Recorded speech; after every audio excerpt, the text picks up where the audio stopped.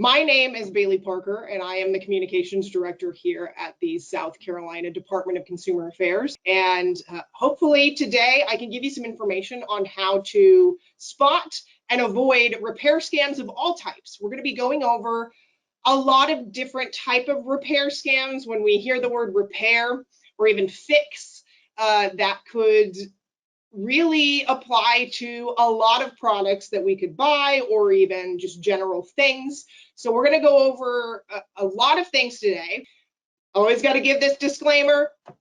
I'm not an attorney. You don't want legal advice from me. This presentation is not meant to serve as a substitute for any of the laws that are discussed. I don't think we're discussing any specific laws today, but this definitely is not a replacement for seeking legal counsel or anything like that. It's merely serving as an introduction and overview of the topic.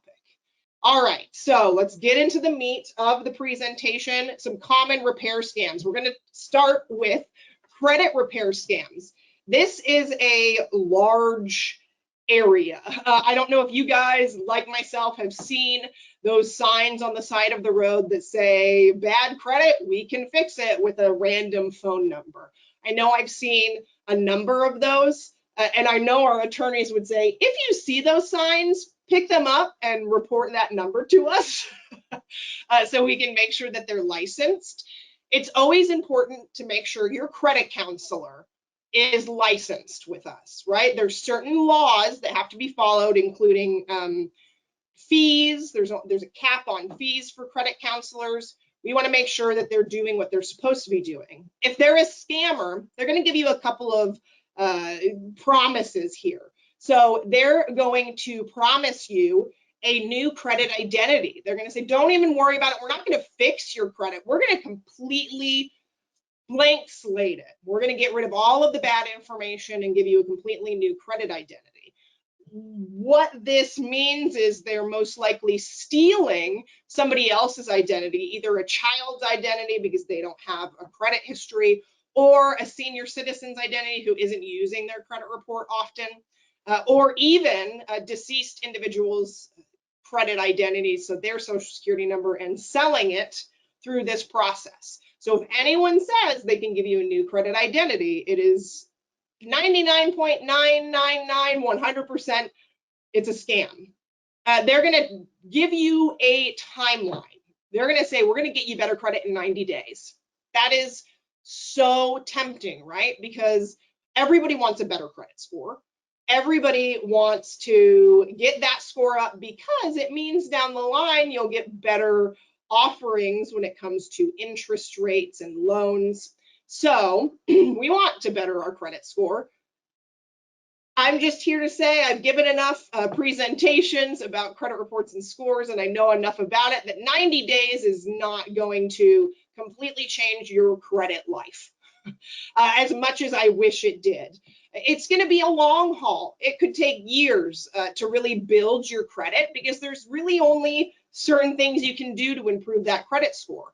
So if you see somebody who's promising either a certain amount of points in a certain amount of days, or they're going to better your credit in a month, be very wary of those individuals. They're going to say they can get rid of all of the bad information on your credit report. It's just simply a lie. If the bad information is yours, it's going to remain there until it reaches the statute of limitations. And even then, it might not drop off automatically, just because sometimes that happens. So if they're claiming they can erase all bad credit off of your credit reports and it's yours, that's a lie. So some of the warning signs of a scammer too is they're going to tell you that you have to pay up front. You should not have to pay for a service that you have not been given. So they're going to tell you, I need your money now so I can do my thing, I can improve your credit, and then they're going to hightail it and you'll never hear from them again. So if they insist that you're paying them up front, that's a big warning sign. They're going to tell you not to contact the credit agencies. The reason they're going to tell you to do this is because they don't want you calling Experian, TransUnion, or Equifax and find out you could do what they're doing for free, which is a reality. And it's not saying you shouldn't hire a credit counselor. If that's something that fits into your budget and you want to do, you certainly can do that. But you can do everything a credit counselor does for you just on your own. Sure, it takes time and effort, but just know that if somebody's saying, oh, no, don't contact your creditors, don't contact the companies, don't contact the credit reporting agencies, that's a big red flag. They're going to tell you to dispute accurate information. So they'll probably take you through a process of going through your credit report and saying, just dispute everything. And if they tell you to do that, that's also another huge red flag that it's a scammer. Again, you cannot get accurate information taken off your credit report. And then they're not going to tell you your legal rights. They're not going to tell you that there's a max fee on their services. They're not going to tell you any certain timelines. They're not going to tell you what laws apply, and they won't be able to give you the financial literacy information that's required in that. So they're not going to know any of this, and they're not going to care to tell you. They're going to ask you to use a CPN. So what a CPN is a credit privacy number. This is one of the biggest red flags. If any credit repair or credit counselor is telling you that you need to use a CPN, that's a scammer. What these companies are doing is they're selling CPNs and basically saying that it will give you a new credit identity. What they're doing, it's the same thing as stealing somebody else's identity and giving it to you. So again, it's probably a child, an older adult, or a deceased individual. So if somebody's saying you need to buy a CPN or use it, that's a big red flag. And then they're going to ask you to apply for an EIN. An EIN is an employer identification number, specifically for individuals who may be self-employed and they're the only one working at their place of business. So you are a contractor, you are a home baker, whatever. The IRS, if you're making over a certain amount, will give you an EIN.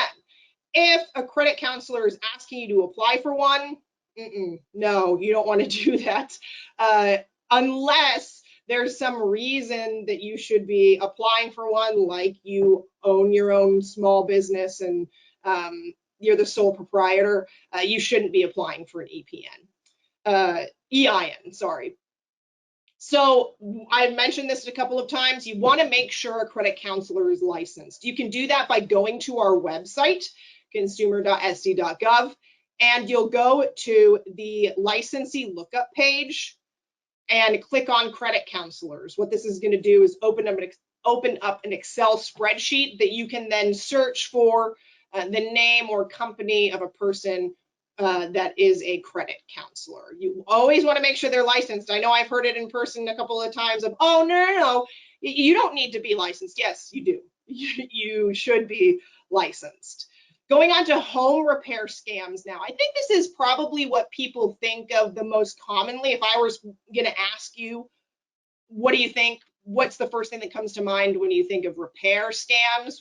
Often people will say home repair, and it's because there's unfortunately some shady contractors out there that are doing work or not doing work and taking your money. So many contractors who, this might be a red flag. If they just show up at your door and they start telling you that they see things on your house that need to be fixed, like, oh, I see your roof, there might be a leak, or there's some shingles that are loose. I can fix that for you. I see your siding is damaged. I can fix that for you. If you haven't reached out to them directly and they just show up at your door, that's a big red flag of a shady contractor. Again, if they're just calling you by phone out of the blue, how did they get your number? How did they get your information? Why are they calling you? Have they been by your house? Lots of red flags here. So don't just talk to somebody over the phone if they are randomly calling you.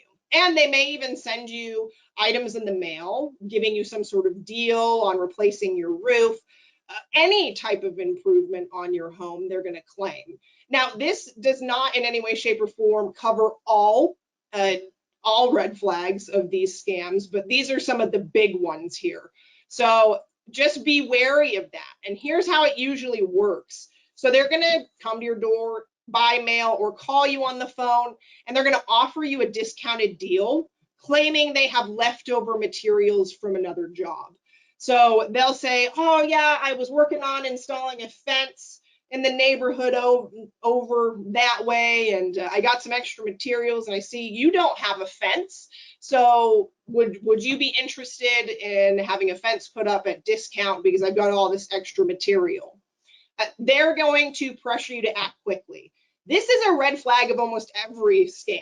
So scammers want you to act before you think, because they don't want you to think for long enough to realize that it's a scam, right? So they're going to pressure you and say, oh, I've got somebody down the street who's interested in this deal of me building this fence at a discounted rate. So I need you to tell me right now whether or not you're interested.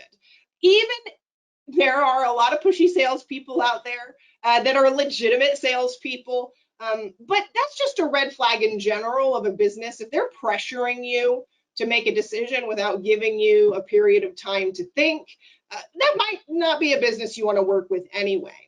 They're going to ask you to pay in cash and or pay in full upfront.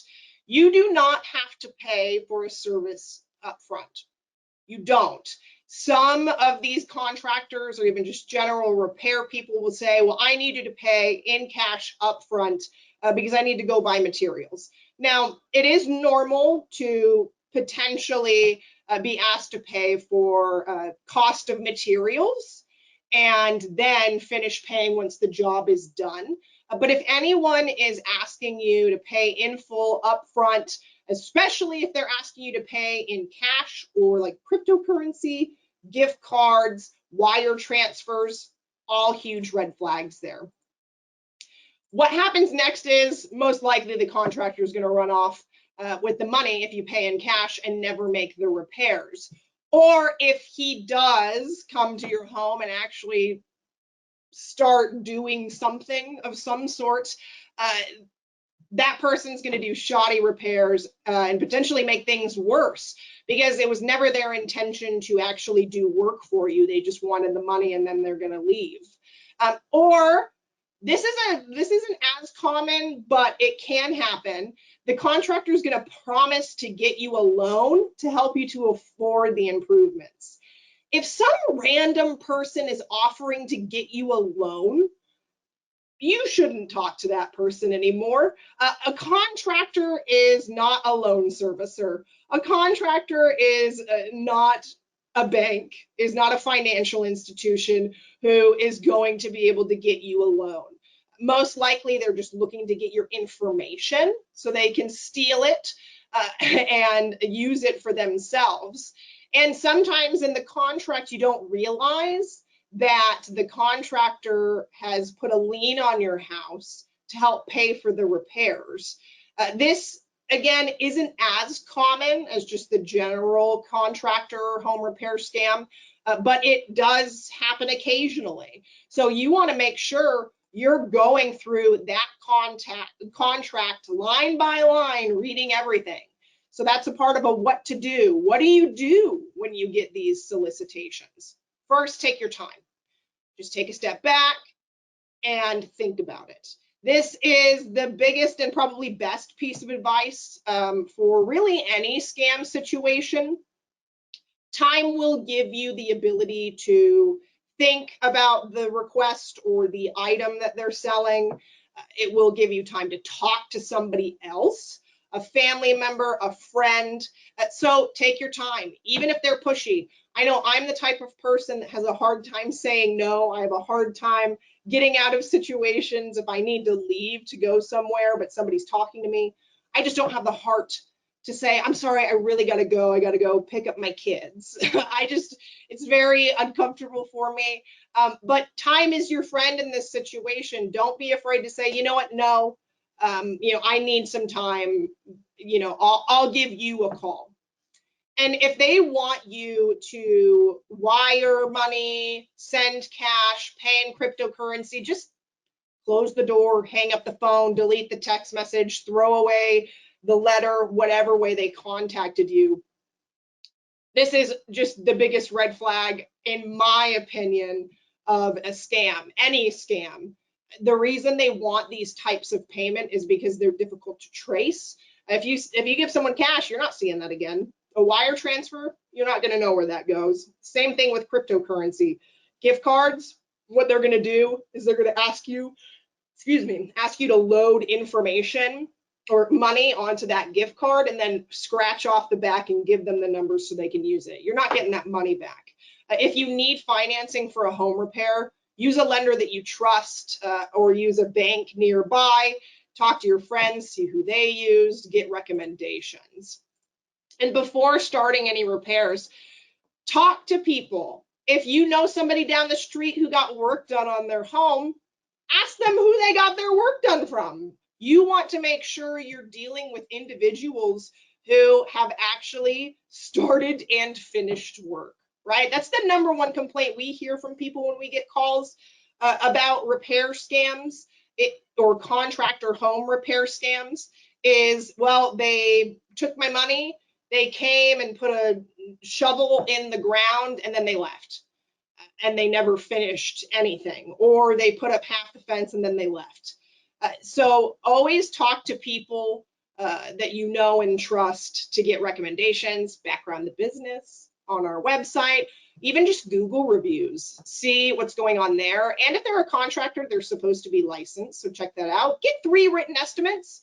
You should be doing this for a lot of huge purchases in your life, including on cars. So you're going to want to get 3 different, if you need to get a loan for a car, you're going to want to shop around, see if somebody else can give you a better interest rate. You're going to want to get 3 different written estimates on any sort of home repair or a contractor work if you're doing some major renovation. So ask multiple people to come in and give you quotes, and ask for references directly from them. If they're unwilling to give you references, red flag. You need to ask for their license and their number. You can look it up on LLR, that's Labor Licensing and Regulation. Contractors must be licensed through LLR, so you'll want to make sure that that license is active and up to date. And you want to make sure they have insurance. So proof of insurance is something you definitely want to ask them about, because you don't want something to happen on the job and then you end up being liable for it, or they try and sue you, whatever it may be. Make sure they have insurance before they start any work, and get it in writing. This is so important. Be sure that you read and understand the contract before you sign it. I know this may seem like a no duh, like obviously we should read and understand the contract, but I know for myself, we do this every day. We don't read contracts that we're asked to read, and then we just click a checkbox. It's called terms and conditions. When we sign up for new apps, new services online, you oftentimes will have to click a checkbox that says terms and conditions. That's a contract. And I will admit, I have never read through a full terms and conditions sheet. Probably because they're like 80 pages long, and they're in what I like to say legalese. They're in legal language that I don't understand. So you want to make sure, if you're getting a contract from a contractor or a repair person, if you don't understand what's in that contract, ask somebody who would. So if you do need to ask an attorney, or if you need to ask a friend, somebody who would know what is in that contract and explain it to you. Don't just take the person's word for it. Don't just say, oh yeah, everything's in there that we talked about. You want to make sure all the prices are on there and they're correct, all the quotes.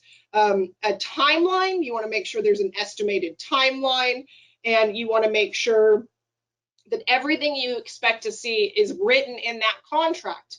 A lot of people will say, well, he said it to me vocally. Verbal agreement is difficult to actually enforce or show in a court of law. Making a verbal agreement isn't necessarily binding. So you want to make sure that you have it all written down. And don't start work until you have a signed contract. So if something goes wrong and you don't have that contract set up, it's your word against theirs. It gives you so much more protection if something goes wrong down the line. What you should never do, we've spoken about this, but I'm just reiterating, don't send cash, wire, cryptocurrency, gift cards, okay? You don't want to do any of these things because you're never going to see that money again. No legitimate business is going to force you to pay a certain way. They're not going to say, oh yeah, I can do that for you. You just need to pay me in Bitcoin. I won't take any other form of payment. That's weird. Wouldn't it be weird if Walmart just started saying, hey, yeah, we're still open for business, but you have to pay in Bitcoin?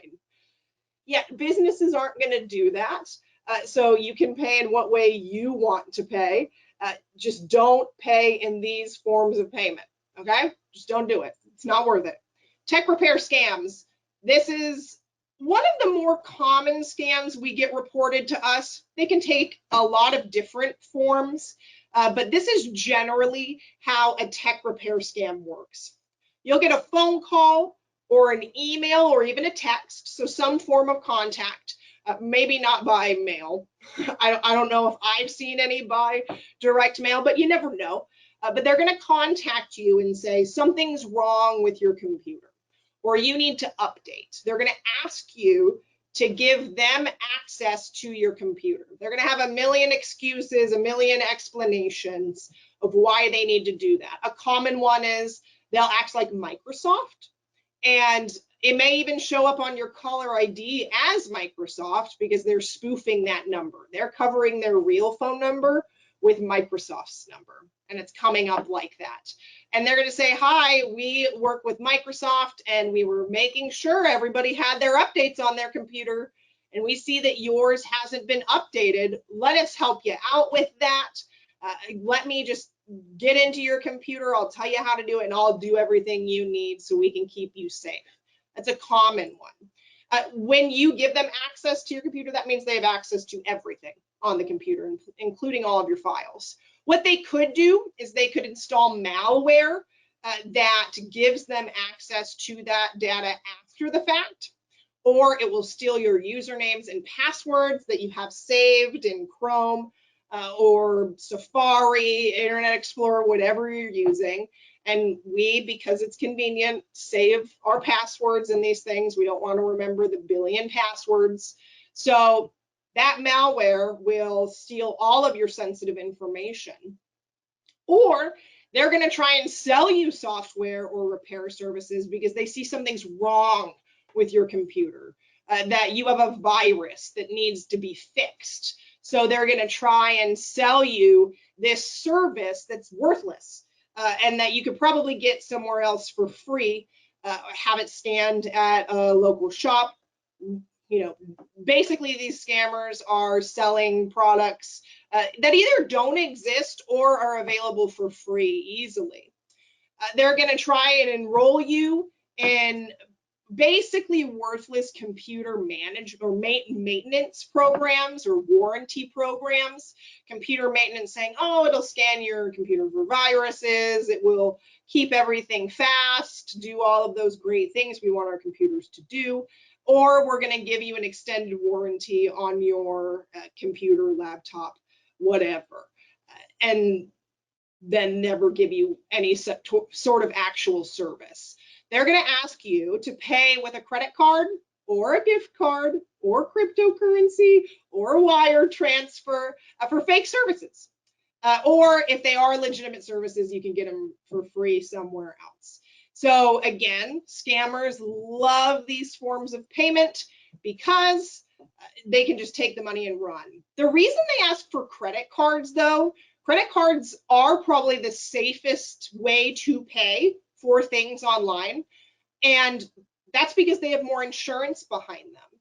Now, the reason they want to ask for you to pay on a credit card isn't necessarily because they're going to get money off of your credit card.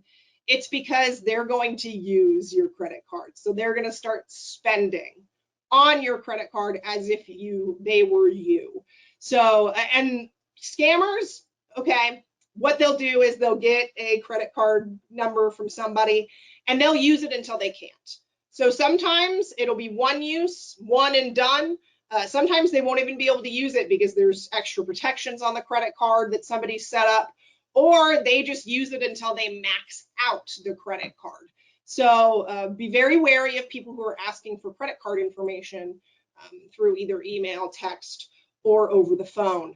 They're going to send you to websites, ask you to enter in this information, maybe even your direct bank account information. They might ask for your social security number, even if it's just the last 4 digits. I hear sometimes when I go and give presentations, oh, well, I only gave over the last 4 digits of my social security number. I didn't give over the whole thing. The flaw in that thinking is if you were born before 2013, the first 5 digits of your social security number are a calculation of when you were born and where you were born.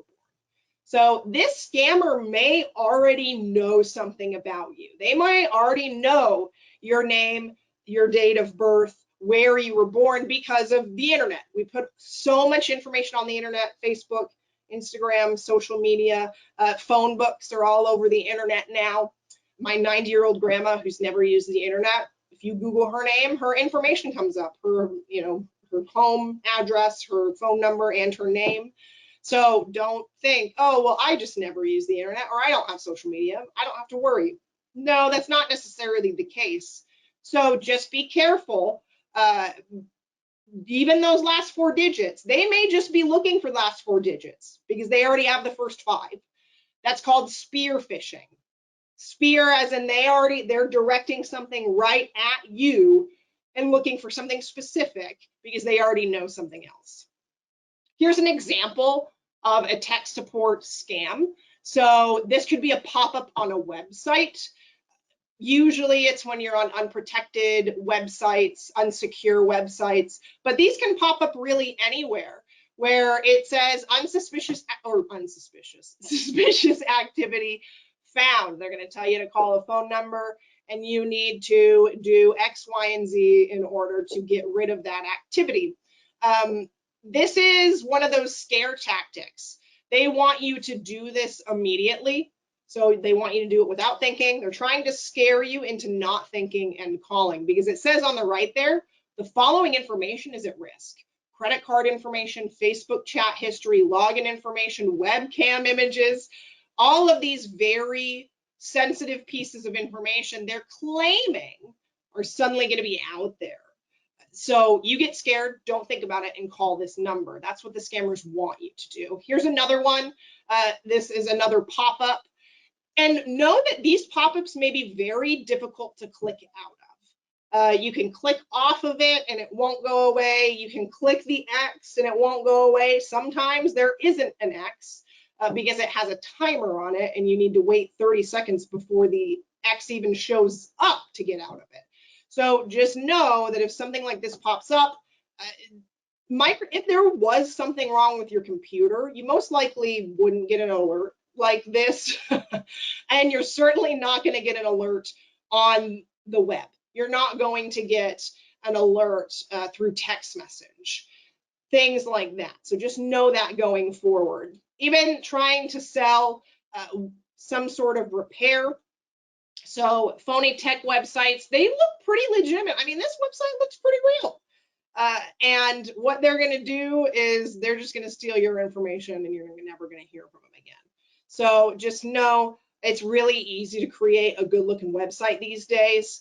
You want to make sure before you put in any of your financial information, you've vetted the company, they're on a secure server, and they're going to, you've gotten multiple references. Car repair scams. So I want to start off with how should you choose a repair shop? Again, this is all kind of the same information, but I think it's a good thing to just repeat it over and over again. Ask for recommendations from family or friends and other people you trust. Ask to see current licenses if state or local law requires repair shops to be licensed or registered, and make sure that they're going to honor your vehicle's warranty. If your vehicle has a current an active warranty on it. Sometimes those warranties will be voided, or what's not fancy word for void? It'll get rid of your warranty if you don't use a certain type of part. You don't use the part from Hyundai or Honda, and the repair shop does work on it with a different type of part that isn't a part of the vehicle's warranty. So always make sure that the shop will honor that, and if they won't, go to a shop that will.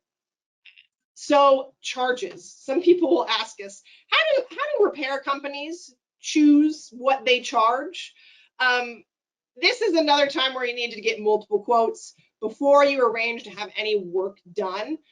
Ask to see a list of where all that money and charges are coming from. So an itemized list of A, B, C, D, this is all of the work we're doing, and separate item lines with the separate charges going down to the total. If you have expensive repairs, I would definitely get multiple opinions. I know for myself, we needed to get our air conditioning fixed in May, when it starts getting hot here in South Carolina, and we didn't want to be driving in the car with our 2 kids with no air conditioning through the summer. So I went to the actual dealer for the car, like the brand, and they said, okay, yeah, it'll be $1,200 to fix that. And I was like, I'm not going to spend $1,200 to do that. So I went and got a second opinion from a private repair shop, and it was $300. So I think it's always worth it to do your research and get multiple opinions, and find out if there's going to be a diagnostic charge. This is where people, repair shops may get some extra money for you without even knowing it. It could be, okay, we're going to charge you $65 just to figure out what's wrong. So find out if you're willing to pay that diagnostic charge and if there is one up front. So what should your written estimate include? This is what I was talking about earlier. What's going to be repaired, the parts needed, and the anticipated labor charge, because they're charging by hour for labor. It should, in that estimate, include that they're going to contact you for approval before they start any work, or if it's exceeding a certain amount of time or money. So say you leave your car at the shop, and you say, hey, can you find out what's wrong with it? I'll pay for the diagnostic. And they don't call you. They charge you the diagnostic. They call you and say, hey, we fixed your car. It's all ready to go. And we're like, wait, I didn't even know what was wrong with it. Oh, we just fixed the AC. It's going to be $1,200. When I could have gotten a second estimate like I did in May, and saved a considerable amount of money. So always get it written down that they're not going to start any work until you know and approve it. So here's an example of what it could look like. So conditions repaired, parts needed here, anticipated labor charge, and disclaimers. If there's any disclaimers, you always want to make sure you're reading through everything. This is the same thing with contractors. Read through that contract. This is a contract. Once you sign it, it says you are hereby authorized to make the above repairs, and I agree to pay in full. That's an important thing to read right there. If you just don't read it and you sign it, you may not know what you're getting into. So here are some free tools to protect your information. Again, all free, use them. Multi-factor authentication is the basically standard way to protect yourself from hackers, cyber criminals. The FBI last fall said that this is the best way the average consumer can protect themselves and the best form of cybersecurity currently. It's free. If somebody's claiming that they can sign you up for a multi-factor authentication, it's just a monthly charge, head for the hills. That's a tech scam. If somebody is claiming to be a tech repair company and say, oh yeah, we'll set you up with multi-factor authentication, it's just going to cost you $20 a month. That's a lie. Multi-factor authentication is basically an extra layer of security that requires something additional to a password to log into any of your accounts.